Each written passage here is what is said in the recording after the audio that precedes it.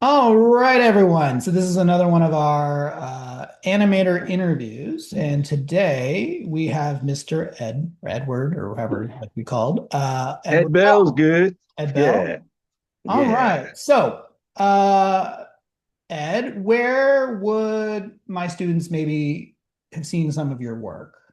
I always like to start with that. Yeah. Well, with animators, you can say that you worked on things, and that means you're part of the crew. Mhm. And since there's so many people involved, you know, um, I can say all the things you would have seen my name on. But then if I go Sure. back and talk about my role in those things, because those the most recent thing that you're gonna see directly from me um, is a PBS program on Independent Lens Mhm. that that's available through the YouTube PBS. You Passport, know, whatever it's called. yeah, that channel on YouTube has all of the stuff now. So what we have is 6 episodes of a series that is talking about American history Mhm. um, from kind of an American history X point of view. Okay. So continuing the trend of from like 2017, 2018 of like trying to talk a little bit more clearly and a little more honestly about Mhm. American social issues, where those things came from, Mhm. what the sort of what the actual founding fathers were doing when they Mhm. set a lot of the laws down. Sure. And so yeah, it's a collaboration between my animator friend uh, and writers from history writers from down south. And so we've got about 6 episodes in the can on that. It's called The History of White People in America. Okay. That's our hip hop sort of cheeky, ironic title, Okay. because it's a lot of it is about how power um, gave whiteness a power that it didn't have, a kind Okay. of mythical hierarchy in the world that didn't really exist. And then back in the early days, our very first episode is about the very first uprising in the US, which was between, the powers that be, the aristocracy, and Native Americans, Africans, Irish, Welsh, Dutch, people from the lower classes of Europe Mhm. who were here in the colony and the people. So essentially, it was dividing the poor was some of the first laws that got put into place as the colonies became states. Okay. So we have that as a very it's part of the story anyway, and we take you all the way to 2016 in the series Great. season. Yeah. You've also So worked on a, oh, sorry, I didn't mean to interrupt you. so beyond that, but that's probably the most serious thing that I've been involved with. I mean, Uh-huh. you can also look at Bullet Time on YouTube, which is a cartoon, kind of a throwback to the 90s, the Rocco's Modern Life, that kind of thing, Sure. with that whole like silliness for the sake of silliness attitude. And that's a really good fun one because the animation is rah, just like Well, it also really says sweet. you've worked on a lot of like bigger kind of more commercial work, I would say. Like it says here, you've worked on Sure. cartoons, Sure. Who Yeah. Framed Roger Rabbit, one of my favorite animated movies or Oh, whatever. cool. Yeah, we can talk about that. Yeah. I don't know, I'm Yeah. just kind of listing stuff, just so my students maybe have Yeah, The heard about Simpsons, Ren and Stimpy, Pinky Ferngully. in the Brain. Oh, that Yeah, one was things like cool. that. Yeah, I Am Weasel. Oh, nice. Um, things that Someone should are update your IMDb because it wasn't listed on they're there. both listed and unlisted. Yeah, I don't trust IMDb as much as I used to. You probably should. IMDb Yeah. has my name wrong because the Oh person. man. It's fine. Well, it's probably under both, but I worked on a movie like legitimately 20 years ago where they misspelled my last name because I got paid like almost nothing, and I was just So too I bet lazy. you're in there twice then. It's It's misspelled under my name, and I was like, I'm too lazy to even. right. No, yeah, so many people I know who just don't won't bother because it's also a little bit complex in how they let you do that. Sure. So it's I just mean, more if I effort than worked people more want. professionally, maybe I would worry, but Yeah. it wasn't like a big movie anyway, so I doubt it would particularly help my career. But what I like to, usually when I talk to animators in these kind of interviews, one thing I kind of ask is like, where does your love or interest in animation come from?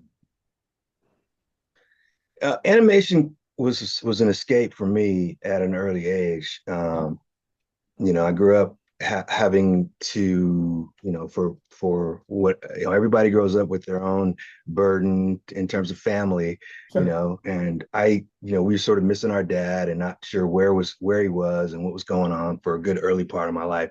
So when Okay. cartoons were hitting television and cartoons were kind of like the thing, Mhm. in a certain time of day, right, for kids growing up. Sure. And so that ended up being like a good. Most kids would watch for like at least 2 to 4 hours of cartoons that were just available on the three channels that we had available to us. Sure. Yeah. Uh, and and then on Saturdays, it's as much as possible, Right. So Saturday morning um, cartoons. a lot of the early cartoons, from everything from Astro Boy to Bugs Bunny to Mhm. the Kimba the White Lion, Okay. that's Osamu Tezuka's old, the stuff that was being imported over from Japan, Okay. and I know they're at very an early popular. Yeah. age. Sure. Yeah, we got lucky because I was in LA, you know but I grew up in South Central LA in the 1980s, Mhm. and that's notoriously a time of turmoil in that Sure. part of Los Angeles, and I was kind of right in the middle of all that, Okay. as I came up. It was tough. Um, so I started to get the elders in my family, in order to keep me safe and kind of above the fray. They pushed me into the arts really heavily. Okay.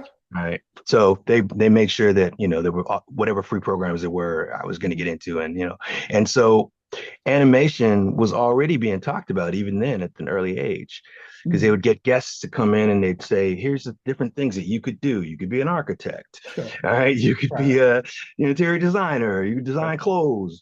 Then there's these people who do these cartoons. Like, don't you see the Hanna-Barbera cartoons, the Flintstones? Like, people can do that, and then comic books. And they would have, luckily in our neighborhood, we also had like some pretty great comic artists. They Mhm. never went pro, but they were amazingly talented artists, who were Right. doing their own comics. And so I had, as a kid, I had people I could like kind of look up to, and little role model people who were probably just teenagers at the time, but Right. but they encouraged me to like not let how hard it can be to do the drawing part of it stop me, and Sure. to keep staying with it. So that was kind of a big piece of that for me. I kind of I think I just got very much into it through the community love of animation itself in Mhm. a large way. That's great. And then, yeah, yeah. So did you go to like say an art school Um, yeah, I went or do it to, in college somehow? I don't know. well, at high school. In high school, we did have a good trip up to some of the schools like Chenard and CalArts Okay. that were local to us, Right, right. and checked out the UCs. And the best program, my mom and my grandmother thought that the best program was at CalArts, which is Mhm. the California Institute of the Arts. It's about 15 or 20 minutes from Los Angeles. So Okay. it felt like a really good, like, safe choice for a young, kind of sheltered kid, uh, whose mom was trying to make sure that he stayed off the streets through high school. Right. Uh, and I ended up going there not knowing that it was a kind of a hub for all this talent from the Hollywood, the show business. Right, right. It had been pitched to me as a fine art school where my brother, who's a bassoon player, Okay. would go to learn how to be an orchestra musician. Right. Right. So CalArts had that reputation around my neighborhood, and I didn't think of it in terms of animation until I got there, and I realized, oh, this is the Walt Disney School. Like, this is the Right, right. suddenly it became clear that it was Walt and his brother Roy created this whole school, and when Disney was still alive, and Right. it's part of their legacy, blah blah blah. And they had experimental animation as a department, and then they had a character animation as a department. Okay. And I played around first year in both of them, taking classes, and then I chose character animation from Mhm. there. And that was specifically about like learning how to be a better illustrator so that Mhm. you could do more commercial art, for the animation entertainment industry, and learning how to animate characters, basically to bring a character to life in 2D. That was Sure. the whole goal of that program at the time. Yeah. Yeah. So that sounds, it sounds like you had a great, education. Cal Arts, of course, is very well, especially for 3D. That's kind of like sort of the place if you want to work for Pixar that you Yeah, should yeah. probably go if you can get in. Yeah, Um, my roommates, my classmates, the guys who were living, across the halls from me were Andrew Stanton. At one point, we shared a house that we could all, just so like six of us could pay the rent and stuff right, and of afford course. to be there.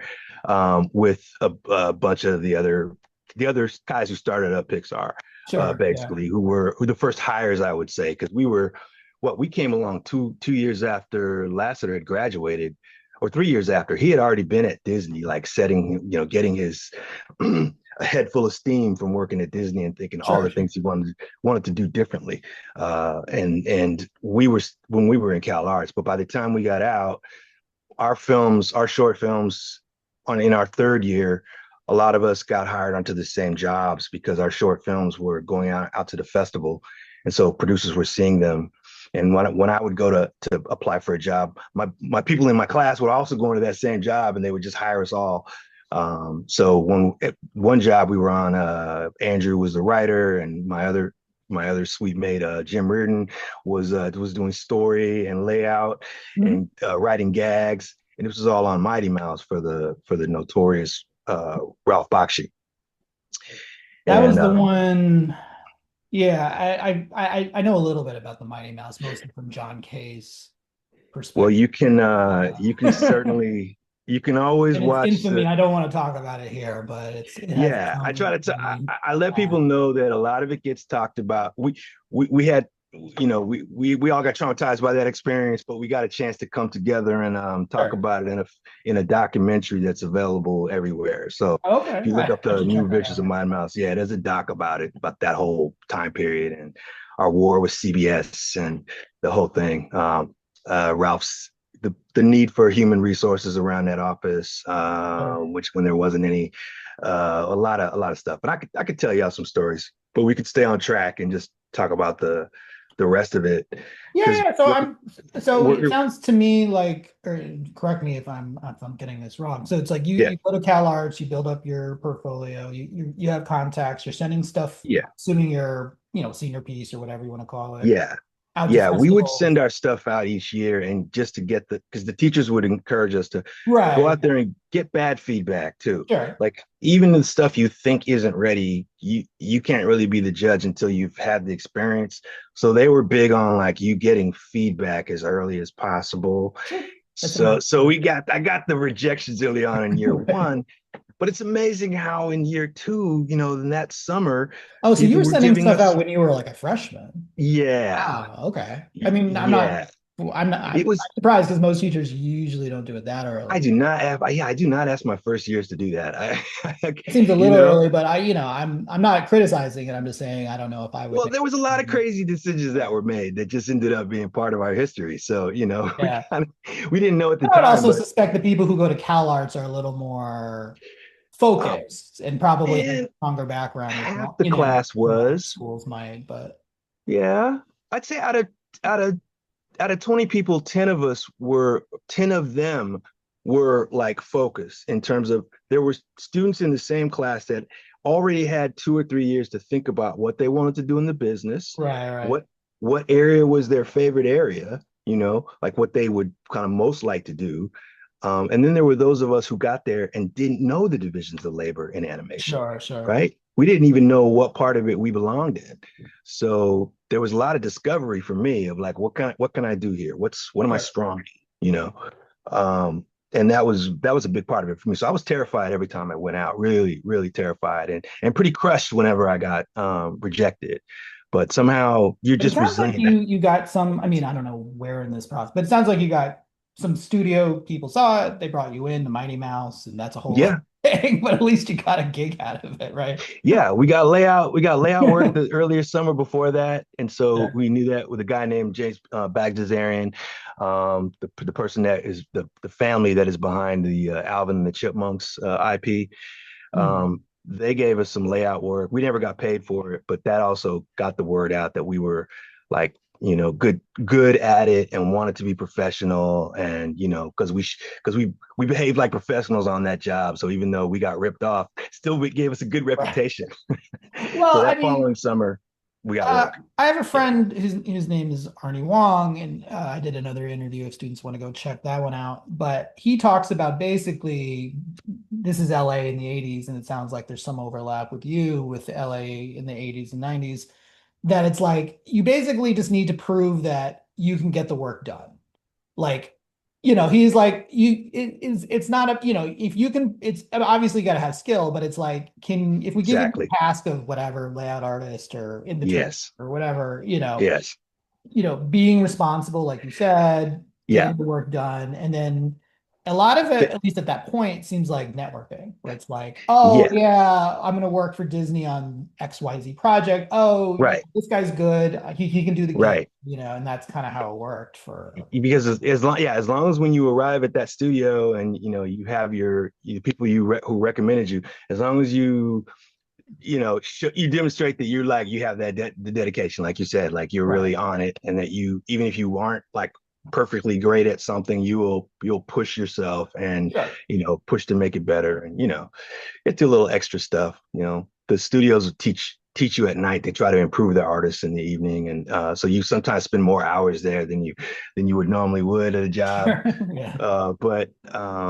But in college years, it was kind of easy to do. That's It good. was I could put all the time in the world in there.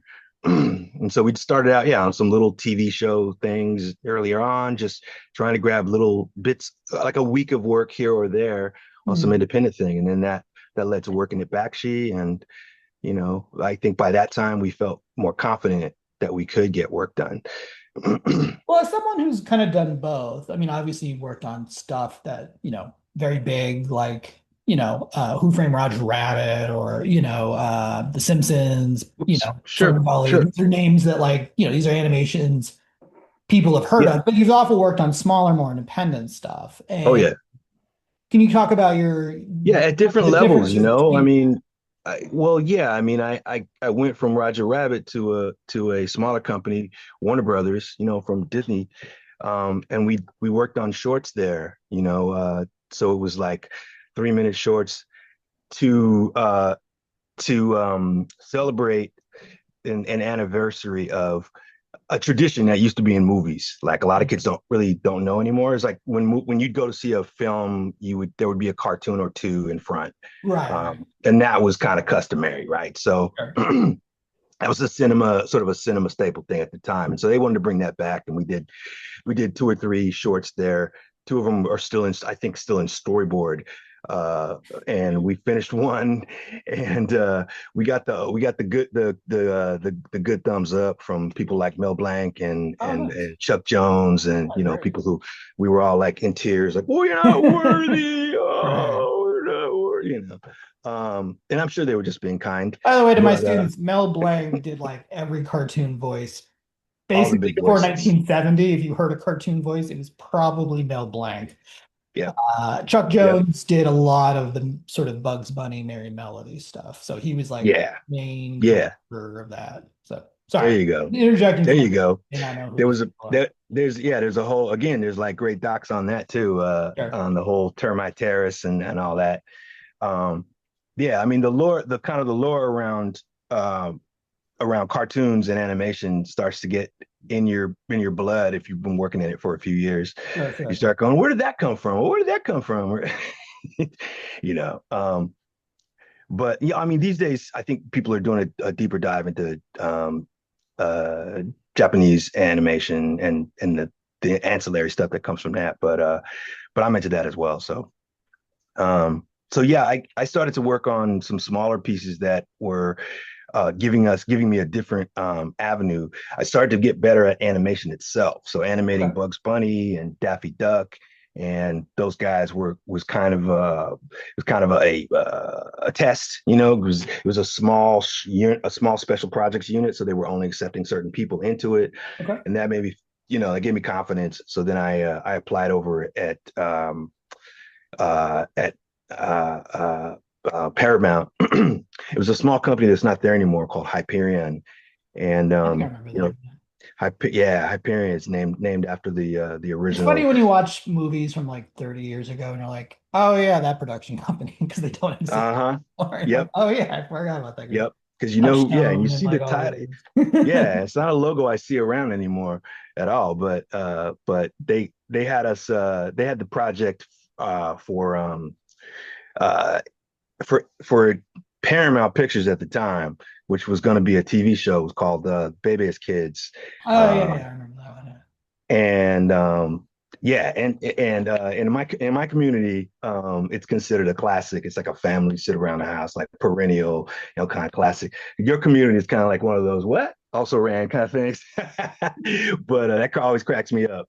Um, but yeah, no, it's up there really high because representation was extremely important in the 80s, and the comedian who the writers based the whole script around was a guy called Robin Harris, who was a beloved figure in entertainment at that time. He's in a Right. lot of Spike Lee movies, and he was in. If you were in LA, and I happened to live about 10 blocks from the Comedy Act Theater, so I got to see the dude live a lot. Um, so it was kind of he was part of a an underground. He was kind of like the cool, the cool kids knew Right, right, about him, and then all of a sudden they were doing the movie, and they were using him, and he passed away. So we found a comedian who knew how to do a good Robin so basically like to play out the character in this story that he wrote, right. about just in for one of his comedy routines. That was And Bernie Mac, right? Or the guy who played him was Faison okay. and Faison Love, and Faison. He to me he always looked like Bernie Mac's like younger brother. You know what I mean? I swear they could have been like those two dudes. They had a similar kind of smirk in their eye, Right. like a little bit bug eyed. Um, but but yeah, that was a time when like people like them were really riding high on comedy. um, Def Comedy Jam was giving the comedy to the world basically at that time. It was having an Right. explosion. So we rode that wave a little bit, and then from there, the that film actually the production of that film actually got done in a couple of different places. So there was animation happening in London at a company called the Collingwood Animation Company, and so I went out there, and then I met a bunch of people from the England's animation community while I Okay. was there on Bebe's Kids, and people who were working on Richard Williams in London on Who Framed Roger Rabbit. Oh, So it nice. was like, so when I got there, it was like, oh, your family, come on in, come hang Right. out. Even though we hadn't seen each other, we are working remotely because I'm in LA and they're in London. But once I got there, I got introduced to that community, and I've been able to, to kind of to go and work there when a job is available and there's something going on. So that was a great experience that came out of a so-called smaller company, because I ended up hanging out in Paris, working at Vana with these guys, and all on Baby's Kids, all that on that one project. And then I moved to San Francisco, um, but not before spending about 8 months on another notorious TV show called Ren and Stimpy. Oh, right, of course. The Ren and Stimpy show, and yeah, and again, getting lumped in with the people who had a certain reputation in the business. And yeah, again, we've talked about that. The people that want to know about that era, they can just go on. Yeah, it's more about John Kay than necessarily the Right. show. Yes. Well, Ren and Stimpy was a very influential show. As someone I would have been when Ren and Stimpy came out, I was like fifth grade-ish. yeah, right. Every kid quoted Ren and Stimpy. Like That was a thing, though. I would Yeah, say, it other than was. The Simpsons, if you want to talk about what was maybe the most influential Yeah, cartoon of the early to mid 90s, I yeah, have to say, and besides movies, I mean, obviously Disney true. movies are one thing, but like Yeah, Simpsons followed by Ren and Stimpy, I think would be yeah, I guess we wouldn't have a lot of, I mean, we wouldn't really have Rocco's Modern Life. I mean, a lot of Dave Feast's stuff, A Cow and the Chicken was directly out of his working on that, working remotely on that. We had Canadian animators that were always kind of on our team, but we never met those guys because we were in different cities. But then some of them became showrunners later, and Bob Camp was one of the main guys there, and Jim Smith, and John would tell you he couldn't have done it without them. But the kind of the cult of John became a big Right. thing around the area, and that's part of it. Was that this documentary talks to the other artists, the other people involved in the Right. main room, and you Funko. see what those personalities were doing, like how that was percolating around that space. But yeah, no, I'd be Yeah, working at my desk. it's I'd be working at interesting. my desk, and Bjork would come look over my shoulder and be like, "Hey, I'm visiting, and checking things out and wanting to see sketches, Same thing with Fishbone and Chili Peppers come by on the same day, just because they love that show, So they Oh, so wanted they to meet weren't getting stuff done by Funko. They just wanted to they like. wanted them they wanted to meet the Awesome. artists involved with it. No, they wanted to be part That's of that fun. that vibe. Yeah. So we What is did it? we did end up doing work with a bunch of people, a bunch of musicians, but like Jack Black and his company and stuff like that. So you can see those things. You can find a lot of that stuff online for sure. I want to kind of go back a little bit because you kind of brought this up. Do you want to talk about you? And I feel like it's coming through some of your work now. Do you want to talk about like maybe representation in animation and your thoughts on that, Sure. feelings on that? Um, right. Yeah, sure. But I didn't really have a chance to settle in and think about what that meant or how I could be involved in that until I was well into my career. Mhm. Um, I had moved to San Francisco and I had a new outlook on, like individual responsibility, I guess. Okay. You know, um, I started to feel like even though I I came up with a certain amount of disadvantage, I also had a certain amount of privilege, Right. and it's kind of a mind shift that lets you kind of see that those things in your own life. Um, and that became and the people at the company I was working at Colossal Pictures, Mhm. which is a commercial house. And a lot of people don't know that San Francisco had for 18 years they had a commercial house, which is a big live action slash animation slash special effects studio Mhm. that was providing work for Hollywood for over a decade, right? So if you see the first, you ever seen Top Gun, right? The new Top Gun, right? There was an original Top Gun, and those effects were all practical. And guess who did those effects, right? Dracula, the Dracula that our Bay Area Lord of film, Coppola, did. Which was this kind of masterpiece of atmosphere. There were animation artists there that were storyboarding that. They were doing the effects. They had a set built in one of our facilities. It was a very big company. It did about 8 million a year in just ads. Because I'm not sure if your students might not recognize it, but they've seen thousands of ads now that someone got paid to do in an Mhm. industry that pays more for in more per minute in animation than any feature that you could get or any TV show you could get. Right. For example, I directed a TV show for HBO called Happily Ever After, Fairy Tales for Every Child, and that goes to my kind of first like representation experience. Um, I got the job based on a little super low budget basically a music video that I did for MTV for Liquid Television. It was just a kind of a one-off to make a little art statement kind of thing, and it was about an African woman from my friend, basically Dola from Burundi, and how she visited New York City and her impression of New York coming from a totally different culture, Sure. and it was a hit. And people loved it around there. We took it around the world on festivals and stuff like that.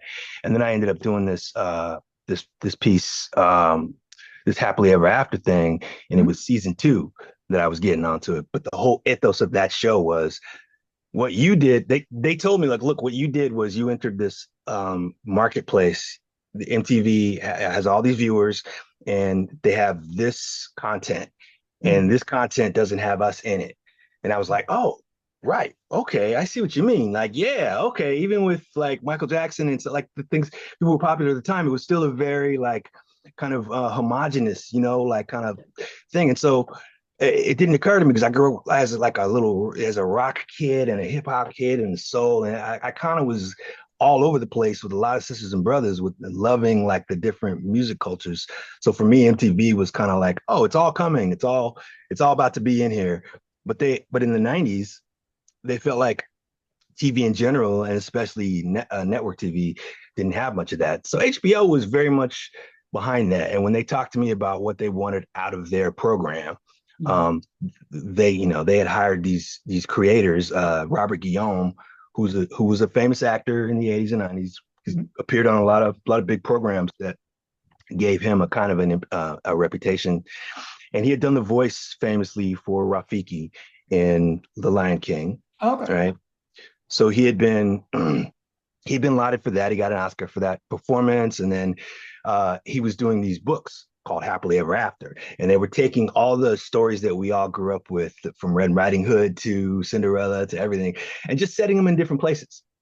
Like using the music and sound effects, and he did an audio series first, and so it would take you to, say, Jamaica to hear the story of uh, Little Red Riding Hood, or let's say Goldilocks, and the three bears. And so you'd have the three bears with like these Jamaican bears, and he would play out the thing in a different culture to show how they still work, those stories still work wherever you are. Right. And so I ended up doing Aladdin in Japan, and you know, the fisherman in Spain, and having all this, getting to do like an Irish episode, and it was really fun. And throughout that whole thing, a lot of the people, the scholars involved with HBO, and those producers, those executives, were kind of educating me about representation and about what was having. These were people who had like a 20-year career in entertainment, right? They had been in New York and LA that entire time. So they were talking to me about, you're saying your young generation now needs to change these things Mhm. because we've been seeing these things. It was like these women who had started out at PBS and now they were running the New York office of HBO. Right. And as fiery women, they were like, we have never been in charge. This is the Right. this is this is something that took so much for us to win, that they were ready to tell everybody who would listen, like, that no, you have to help, you have to be part of this, so that you can look back and say, yeah, if things are changing, like, I'm one of the advocates for that change. Right. um, so yeah, And so that was kind of the whole ethos of that show, and from there, I learned, kind of what that meant, and so it affected like the things I would pitch later on, and the kinds right. of projects that I would try to attract myself to. Sure. Yeah, to try to just increase the amount of exposure that the average American would get to, say, Native American, Mexican, Right. Asian people, all that kind of stuff. Because the more I would talk to, here's the other thing: I got to direct actors from every community. I got to direct actors from 18 across 18 or 20 languages.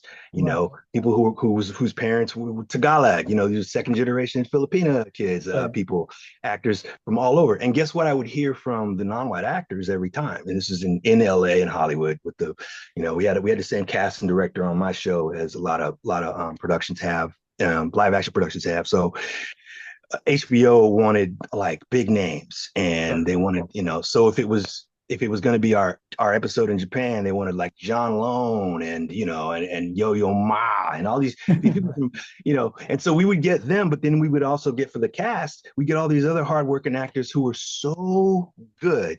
Right. I mean, they were so skilled, so professional. So I've never seen such. And these were the people that every single time would tell me, "There's been no work this year. There has been any work this year. Right. I'm doing this right now. This is what I'm doing. This is Right. it. I don't know what's coming next." Right? The state of the industry. Right? So I was learning, just by being immersed in it, what it was like for the average person of color to try to be creative, to live the same dream that everybody who wanted to be in entertainment could live. Right? Sure. So again, it's not, from one way or another, you think about it in terms of like, well, that's also I'm learning how hard it takes for you to work, that how much you have to do and how much you have to kind of put in the extra time. So from one side, you're learning that as a minority, you gotta be disciplined. There's no excuse. You have to kind of make sure that you're above reproach as much as possible. So there's no way for anyone to bring you down, because if you're not the most popular person in the writers' room, because no one feels comfortable with you, Right. it's that much easier to say get them out of here. We're not liking their writing so much. There's eight of us and there's only one person of color. Let's get them out of here. And it was, it took a while till the mid 2000s to kind of turn that writers' room around, where half those writers would now be the advocates saying, no, we got to get my friend Jane in here, Right. because not only does she know what I know, but she has perspective that I don't have. Right. Yeah, no, all of that's great. I mean, if I've Yeah. seen anything happen in the last, I don't know, 30 years of my life, Yeah.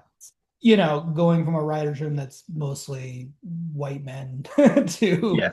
more Yeah. diverse. I mean, you can always do better. Definitely more women for Definitely sure. more diverse than probably was in the 80s and 90s when I was watching whatever show I was watching. So, Yeah, I remember those 12 episodes, just trying to with my producer, trying to with my white producers, trying to find writers who could work on and just who could do these scripts that weren't guys. It was right. all guys. There's the whole list of what the agent had to offer. It was like, where are the women in here? And but it was only a few years later when it started to fill up with women who were now getting accepted into those agencies. And Oh, great. you Yeah, know awesome. I do think that you and I we got into it at a time when there was already maybe the pendulum was starting to swing a certain way. I don't know. Sure. And that maybe I kind of was able to just kind of help that along a little bit, to push that along a little bit. Because everywhere I was at, was at Disney or whether I was at Hyperion or whether I was at Warner Brothers or any company, or Spumco, I was always just being myself. Mhm. And I'm from South Central Los Angeles, so my point of view is that point of view. You know Sure. what I mean?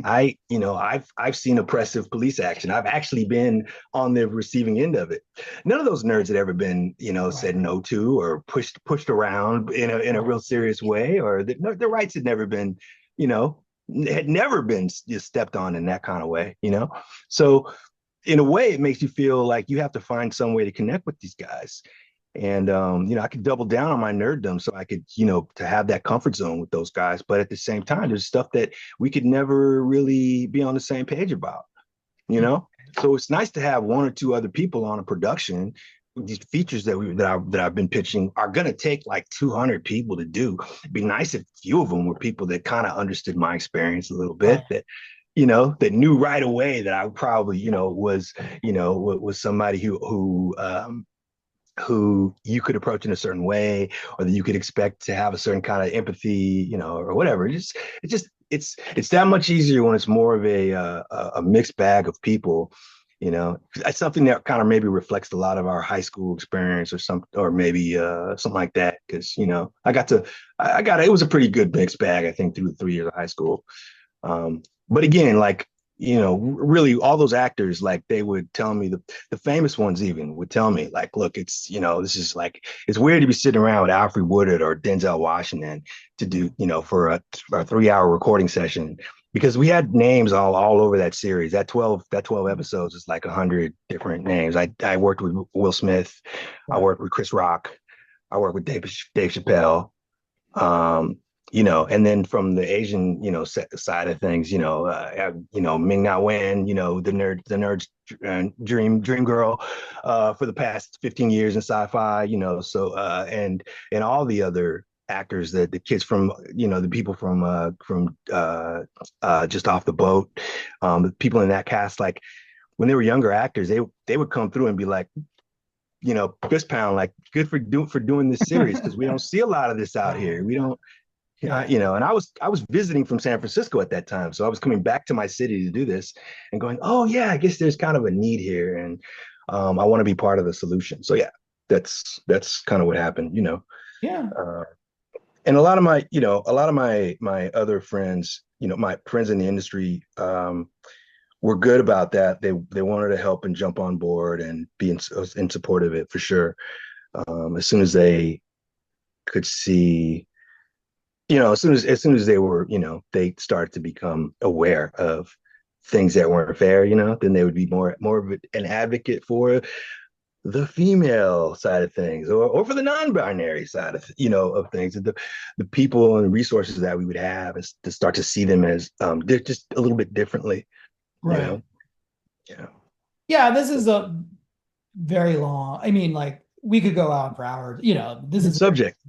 deep subject, and to be honest, I'm probably not the person to go, be the moderator of it. Yeah, I'm trying to keep it on the surface and make it as, you know, But it's accessible as definitely possible. it's definitely a good thing to talk about it in its relationship to arts and animation in this case.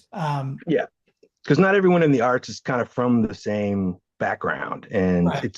it makes us stronger having. I mean, yeah, that strength is something that, result that kind of. I think there was the things that we were able to, the ideas we were able to develop, and then that we were able to percolate through the studios. Um, like when we were working with Sony, this was about a decade before the Spider-Verse. So when Colossal was working with Sony, we were helping them to pitch features. They were thinking about us as a possible production house for it. So we got to hear from Amy a lot of her from the CEO at the time, the head of production at the time, who later became the president. I forget her last name, but the one who all the emails came out about in 2016. Uh, but anyway, we got to hear about their direction, their trajectory, what they thought they were trying to accomplish in the field. Like if they were going to be a DreamWorks or a Disney, or what were they going to be? Like what was their animation identity going to be? And it was definitely going to be more diverse. Mhm. You know, I think they were identifying that as like, oh, I think we need to kind of like have our productions have these elements in them, and it's kind of cool now. Like the That's great. generation of kids that I teach, they don't know any different. They've Sure. grown up with that as, you Right. know, this sort of, which I see as a result of certain things, Yeah, no, you, So, you and yeah, you guys were laying that down, which is awesome and definitely yeah, needed. yeah, What would you, if, so my students are kind of, this is possibly their first animation class. They've done sure. like, 12 principles, walk cycle, blah, blah, blah. What advice would you give to my students who maybe want to keep working in this area, whether as a hobby or a professional, or what advice would you give them? So try and bring to it, try and find out what makes you passionate about doing it. And then when you can kind of hear that note, try to keep it no matter what. So kind of, I think being driven by um, the love of the medium itself more than any Right. other part of it is what has like sustained me and my other classmates from CalArts since we got there. Because year one, we talked about our intentions, our dreams, things we didn't know, things we wanted to know, and we kind of established that stuff. And then through the 4 years, it was like, I think I picked up this, but not that, and I know Mm, where my weaknesses are now, and I want to try and work on those. It's fourth year, we're graduating, but we're trying to figure out what we need to learn. You know what I mean? right. Like that was our attitude. Trying to, where are my weaknesses? What am I trying to do better? And if I want to actually be a filmmaker and not just an animator, then what do I want to do? And I came out of school wanting just to be an animator. I felt like that was a lifelong like skill that you would take forever to grow, like a sculptor. Would be that it would take, my hand would have to train itself to a very high degree in my head to be able to do what Glenn Keane did. You know, um, and so, when he was one of our night teachers, he's just coming around for an hour or once a week and just blowing your mind, a slideshow or something, and then going away, and you're like, well, who's that guy? Like with all the muscles and the, and Right. big smile, and he just drew. He just like took some charcoal and just knocked our minds out, and then left them on the wall. Like it didn't matter, like it just walked away from these brilliant little masterpieces, and it was like, I want to be that guy. Right. I don't care about the rest of this. I don't care about Hollywood glamour. I don't care about the whatever this is that.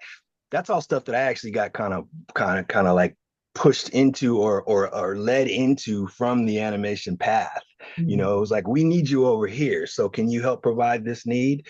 But I do think that's one thing I tell students now is like, be ready to look at all the areas that all the things that it takes, the departments that it takes to make up animation. Even in a short film, and all the people that we follow who are more independent online. So say our YouTube animator cohort. Like, Hmm. look at the people they have to team up with in order to get things done, and Right. how they have to, how they have to kind of divide and conquer.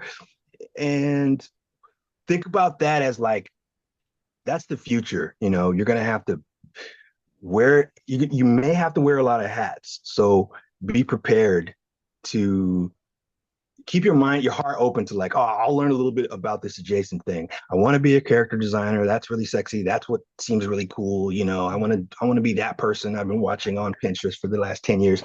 Um, but I will also do costume design if they need me to. Like, let me specialize. Let me really learn while I'm doing my characters a lot about costume and costume history, Hmm. and do a lot of tests, sci-fi stuff or whatever. So I have that portfolio so that my character design, if that area, if ChatGPT kills me in that area, you know what I mean? Whatever, it's going to be something. Back in my day, it was Photoshop. Oh, it's going to take us all down. But there's always going to be something that's going to sort of threaten one of those areas, those creative areas.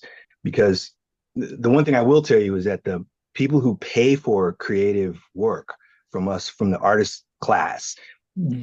they don't want to pay for it. Right. They're pushed to pay for it. They're incentivized to pay for it. Right now they have to. We have unions, we have standards, we have laws, but they're constantly looking for ways to not have to do that. So if Right. they could automate the creativity that they get from you, they would. So our job now, I mean, I'm not going to be in it. I ain't even in it, but because I'm too tired. But your fight is going to Right. be to show them that there's a reason why they use humans for this. Right. Well, I always kind of say, I mean, not to go out of a side tangent because this is a personal area for me.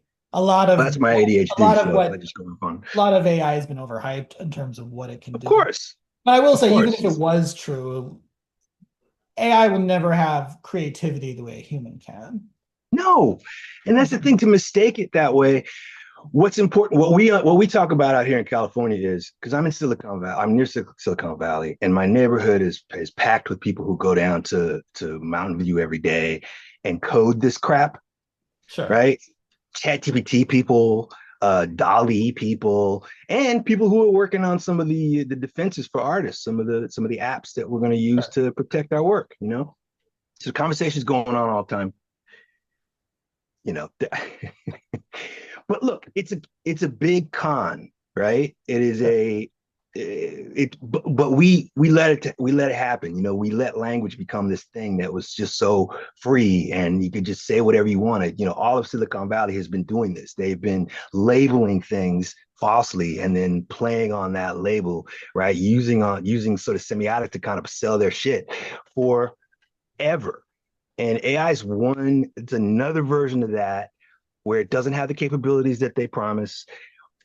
And that's fraud. I mean, so I can understand why it's an area where you're interested in it. It's such an irritating prospect. But from the art side of it, since we do have to like learn how to teach with it, and we do have to, and the schools I teach at do want you to, to face the dragon, so to speak.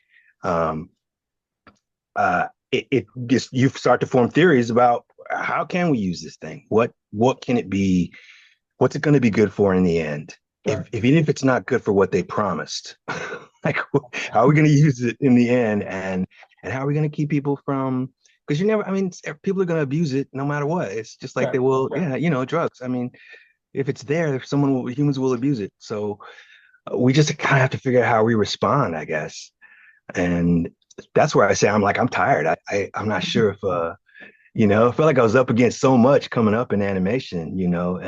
So many expectations, so many. I mean, look, the guards that when I was already had my key card and was already an employee at these companies, and the many times that I thought I was about to get arrested because they didn't recognize me as an Right. employee in the building. I mean, hard, real hard stuff that even if I were trying to kind of avoid and not think about, oh, I don't see, it would be right there in my face. Right. Um, People in Hollywood are also they have. I used to live in a part of Hollywood where there were a lot of rednecks around. I don't know where these guys came from, these Sure. imports from somewhere else, and yeah, they used the N word very heavily. Right. So my 80s and 90s, LA memories and nostalgia are peppered with things that also give me a lot of sense of reality too. Uh, like not to get too big of a head, like, oh yeah, they still don't like you. Right. Uh, so, but we're doing good. Everyone's doing as well as they can now, I think, as a community. And if we can if we can all like just be reasonable going forward, I hope that then I'll be, at least as an old guy, I'll be a little hopeful, you Sure. know. All Uh, right. yeah, I think you gave my students a lot to think about, I think. no doubt. Yeah. I mean, I can hit you off with 10 minutes of process if you want. We can talk about animation itself or, any of that kind of stuff. You know, I think you've shared a light, I think that's different than most other people I've talked to. Yeah, I'm good. Yeah, it's good. I didn't know if I you mean, wanted to not keep to, it I mean, you can if you'd career like, but I centric, think, or, yeah, like it's fairly career centric, right? So it's like, it's like I can talk about that part of it. Um, and it's apropos because right now the thing we're trying to promote the most, is our PBS show. So yeah, no, it sounds I great. think So, I that works mean, out good. speaking of that, Yeah. where can my students see that and see your work? YouTube, Okay. YouTube. If you look at my emails, they're at the bottom and just click Okay. on those I'll links. link to it. I can post that for my students to take a look at. Yeah.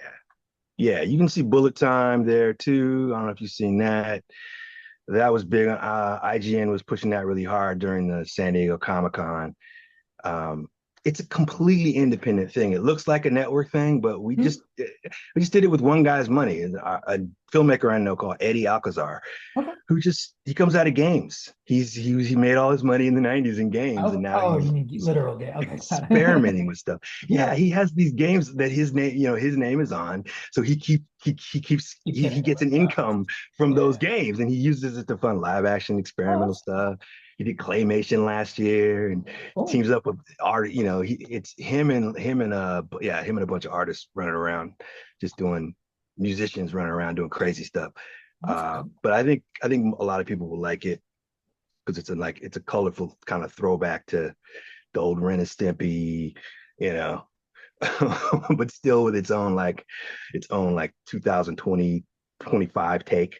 Right. So yeah, So yeah, this is all yeah, I'll definitely share that with my students. Is there a place that my students can see your work, or you mean like, or can yeah, contact you, see you can your you social can always links? find me. So my kind of tag online is Big Ed Bell, Big right? Ed Bell. Okay. I'll Yeah, put that in because the around the Bay Area, people just started calling me Big Ed Bell, putting a big in front of my name okay. and using both my names, which I always thought was odd. But I made that my so on any kind of like on LinkedIn, it's Big Ed Bell. On my website, it's www.bigetbell, right, .com. All right, great. Um, Facebook, Big Ed Bell, Big Ed Bell. So Keep it yeah, consistent. you know. All right, man. So Well, yeah. we appreciate your time and we appreciate All all right. the insight you gave. And thanks for and yeah. Absolutely. Hopefully, we'll talk again. I got about another 20 years of history to share with you. Oh, I'll I tell you bet. about working. Yeah. Yeah. I'll tell you all about Quincy Jones' years. Oh, That's going to be nice. fun. All right, man.